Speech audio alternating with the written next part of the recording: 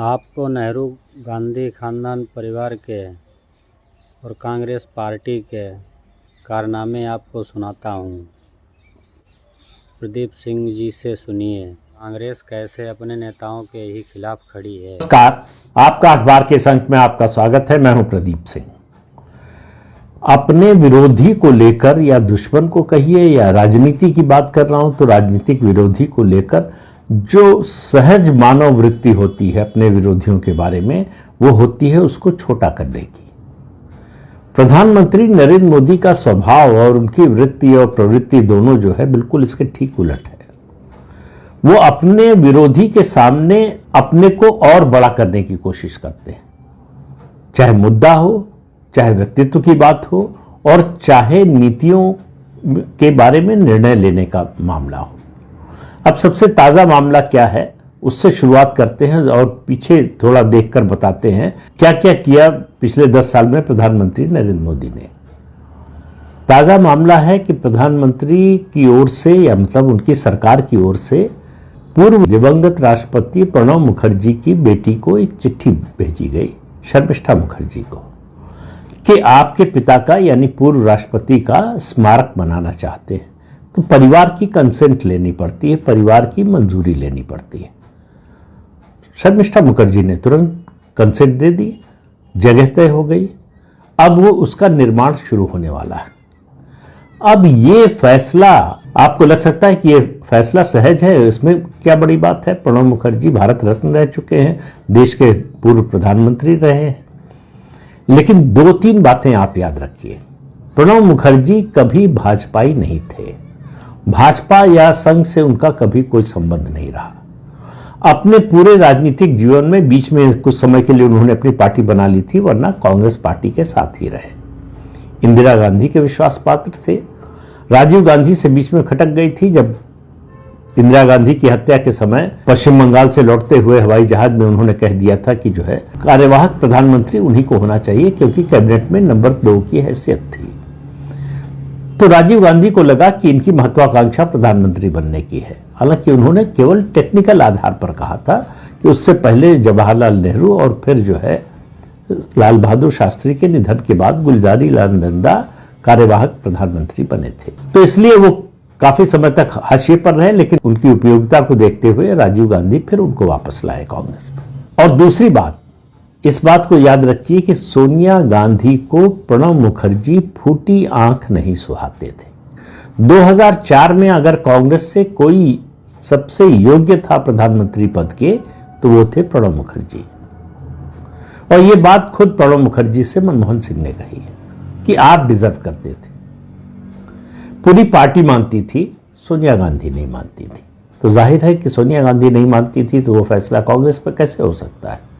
और मैं पहले की वीडियो में बता चुका हूं कि किस तरह से उन्होंने प्रणब मुखर्जी को राष्ट्रपति बनने से भी रोकने की कोशिश की। अपनी पूरी ताकत लगाई, पूरी रणनीति बनाई, पूरी व्यूह रचना की, वो सफल नहीं हो पाई। एक प्रणब मुखर्जी के खुद के प्रयास के कारण वो समझ गए थे कि प्रधानमंत्री नहीं बनाया 2004 में, अब कभी स्थिति आई तो भी कभी बनाएंगे नहीं, और राष्ट्रपति इस बार नहीं बने तो इसके बाद राष्ट्रपति बनेंगे नहीं। दूसरी भूमिका थी 2 अन्य लोगों की, मुलायम सिंह यादव और ममता बनर्जी। तो इसके बारे में डिटेल में बता चुका हूं कि किस तरह से दोनों ने रणनीति बनाकर, क्योंकि सोनिया गांधी चाहती थी हामिद अंसारी जो उपराष्ट्रपति थे उनको राष्ट्रपति बना दिया जाए। अब आप इससे समझ सकते हैं कि परिवार की इच्छा क्या थी। और प्रणब मुखर्जी का स्मारक बने, ये गांधी परिवार को, सोनिया गांधी, राहुल गांधी को बर्दाश्त भी कैसे हो सकता है। तो मनमोहन सिंह के स्मारक को लेकर कांग्रेस पार्टी ने राजनीति की, घेरने की कोशिश की प्रधानमंत्री नरेंद्र मोदी को कि उनका स्मारक नहीं बना रहे। हालांकि वो अतीत भूल गए, इतिहास भूल गए। कितने बड़े बड़े लोगों का स्मारक दिल्ली में नहीं बनने दिया कांग्रेस पार्टी ने। नेताजी सुभाष चंद्र बोस, मेरा मानना है कि आजादी के सबसे बड़े नायक, उनका स्मारक कांग्रेस पार्टी ने कभी बनने नहीं दिया। ये प्रधानमंत्री बनने के बाद नरेंद्र मोदी ने इंडिया गेट पर उनकी मूर्ति लगवाई, जहां जॉर्ज पंचम की मूर्ति लगी हुई थी एक समय आजादी के बाद। कुछ साल बाद वो हटा दी गई थी, वो जगह खाली थी, वहां पर नेताजी सुभाष चंद्र बोस की मूर्ति लगाई गई। ये मोदी सरकार का फैसला था, जो जाहिर है कि कांग्रेस को और गांधी परिवार को बिल्कुल पसंद नहीं आता। दूसरी बात देखिए, आप नेताजी के अलावा सरदार पटेल, जो रियासतों के भारत में विलय के सबसे बड़े कर्ता थे, सबसे बड़ी भूमिका जिसकी थी, देश के पहले उप प्रधानमंत्री, गृह मंत्री, गांधी जी के करीबी, वही प्रधानमंत्री बनते अगर गांधी जी ने अपना वीटो न लगाया होता। उनका स्मारक दिल्ली में नहीं बनने दिया।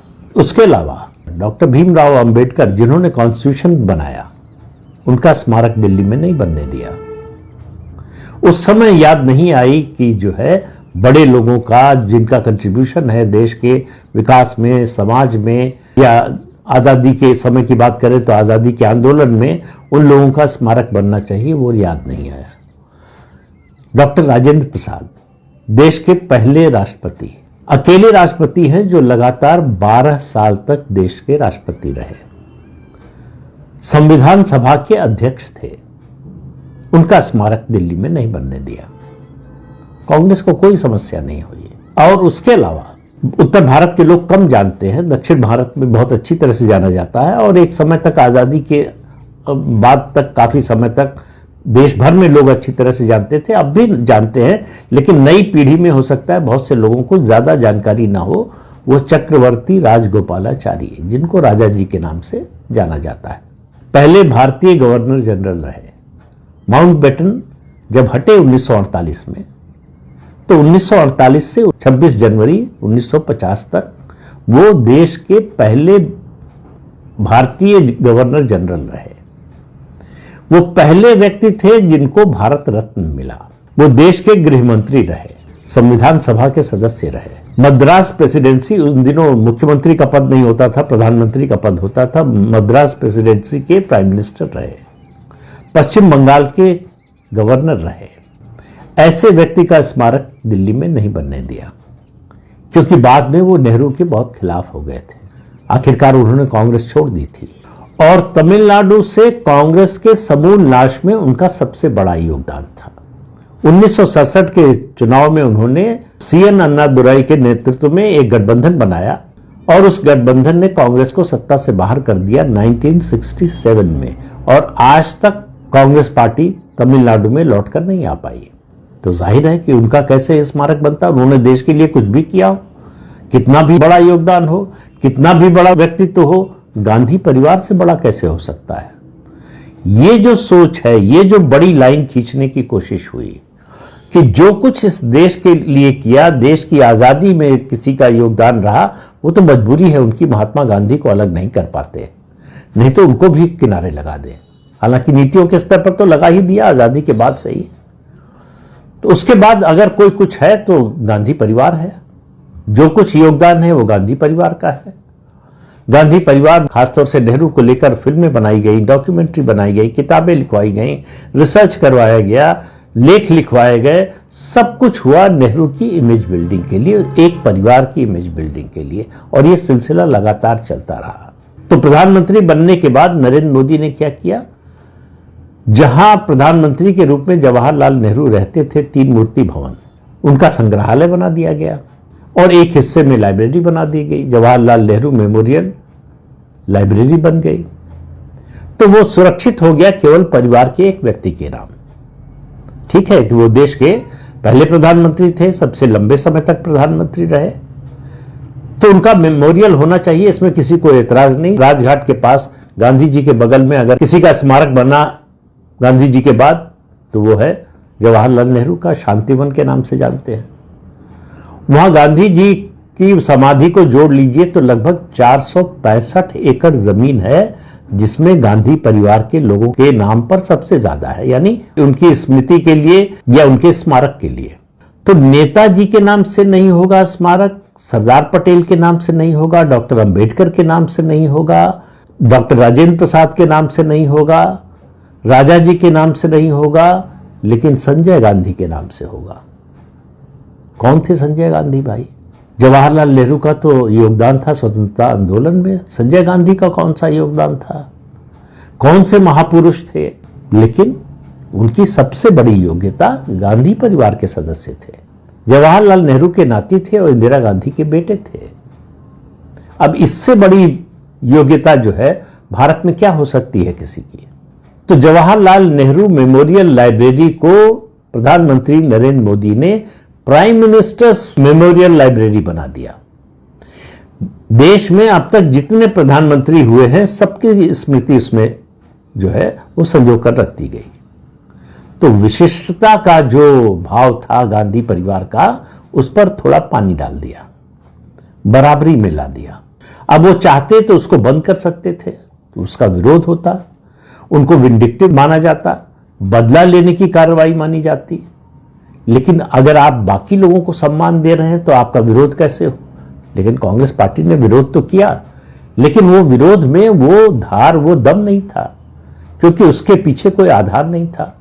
तो विशिष्टता पाने की गांधी परिवार की कोशिशें आजादी के बाद से लगातार चलती रही। एसपीजी 1984 में इंदिरा गांधी की हत्या हुई, उसके बाद प्रधानमंत्री की सुरक्षा के लिए एक विशेष बल बनाया गया, स्पेशल प्रोटेक्शन ग्रुप। कॉन्स्टिट्यूशन में अमेंडमेंट करके ये व्यवस्था की गई कि ये जो स्पेशल फोर्स होगी वो केवल प्रधानमंत्री की सुरक्षा के लिए होगी। तो राजीव गांधी प्रधानमंत्री हुए तो उनकी सुरक्षा में एसपीजी थी, पहली बार उसका इस्तेमाल शुरू हुआ। उनकी हत्या हो गई 1991 में। तो अब गांधी परिवार की विशिष्टता कैसे खत्म कर दे? तो एसपीजी एक्ट में फिर अमेंडमेंट किया गया और कहा गया कि प्रधानमंत्री के परिवार के लोगों को भी मिलेगी, उनके निधन के बाद भी या रिटायर होने के बाद भी। तो इस नाते सोनिया गांधी, राहुल गांधी, प्रियंका गांधी को, इन सब लोगों को एसपीजी की सुरक्षा मिल गई, विशिष्ट हो गया। किसी पद पर न होते हुए भी, किसी संवैधानिक पद पर न होते हुए भी एसपीजी की वो सुरक्षा, उस फोर्स की सुरक्षा मिली जिसकी सुरक्षा सिर्फ प्रधानमंत्री को मिलने की व्यवस्था थी। और इसको फिर एक बार एसपीजी एक्ट में अमेंडमेंट करके जो है, पहले था 2 साल का शायद समय रखा गया था, उसको बढ़ाकर असीमित काल तक केवल गांधी परिवार के लिए कर दिया गया। बाकी जो प्रधानमंत्री रिटायर होंगे या निधन होगा तो उसके बाद 1 साल या 2 साल का समय है जब उनके परिवार को सुरक्षा मिलेगी, उसके बाद नहीं। वो जीवित रहेंगे तो उनको सुरक्षा मिलती रहेगी और उसके बाद जो है एसपीजी की सुरक्षा नहीं मिलेगी। लेकिन गांधी परिवार को मिल रही थी और यह माना जाता था कि इसको छूने की हिम्मत तो किसी में हो नहीं सकती। गांधी परिवार से एसपीजी की सुरक्षा हटा ले, ऐसा कोई प्रधानमंत्री तो आ ही नहीं सकता। तो नरेंद्र मोदी आ गए, उन्होंने एसपीजी की सुरक्षा हटा ली।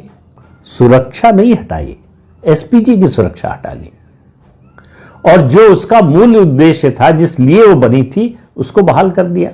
ये केवल प्रधानमंत्री की सुरक्षा में होगा और प्रधानमंत्री के रिटायर होने के बाद 1 साल या 2 साल का जो भी प्रावधान था उस समय, वो उतना ही बना रहेगा और किसी को एसपीजी की सुरक्षा नहीं मिलेगी। बड़ा हल्ला मचाया कांग्रेसियों ने, लेकिन कुछ हुआ नहीं, क्योंकि भारत सरकार ने कहा कि भाई ये सुरक्षा मिलती है थ्रेट परसेप्शन के आधार पर, किसको कितना खतरा है उसके हिसाब से मिलता है, ये देखकर नहीं कि कौन किस खानदान का है, किस परिवार का है। तो जो भारत के गृह मंत्री को सुरक्षा मिली हुई है, वही सुरक्षा जो है सोनिया गांधी और राहुल गांधी को मिली हुई है।